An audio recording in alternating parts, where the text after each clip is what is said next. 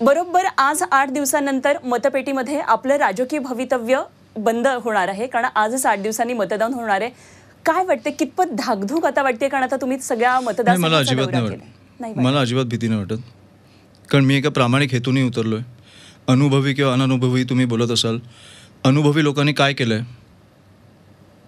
गेले 10 वर्ष तुम्ही निवडून दिलं, काय केलंय? आत्ता आमचा महिला बचत गट, जे तिकडे कोळी आमचे महिला असतात, निवडणुकीच्या आधी त्यांचं ज्याच्यामुळे त्यांचं पोट भरं होतं ते अख्खे स्टॉल्स त्यांचे बंद केले. मग तुम्ही करताय काय? जे अनुभवी लोक आहेत त्यांच्यामुळे रस्त्यांवरचे खड्डे आहेत अजूनही. जे अनुभवी लोक आहेत त्यांच्यामुळे लोकांच्या घराला पाणी नाही आहे. जे अनुभवी लोक आहेत त्यांच्यामुळे गटाराचं पाणी त्यांच्या नळाला येतं आहे. मग मला वाटतं कुठेतरी एक अननुभवी मुलगा तुम्हाला काहीतरी देऊ शकतो. मला वाटतं बदलून बघा. नाही पटलं तर त्याला पण बदला. हे अनुभवी अननुभवी नाही आहे. तुम्हाला 5 वर्ष एका जनतेने तुम्हाला त्या खुर्चीवर बसवलं आहे, त्याच्यामुळे त्याचा तुम्ही आदर केला पाहिजे. जी माझ्यात ताकद आहे म्हणून मी या निवडणुकीत उतरलो आहे.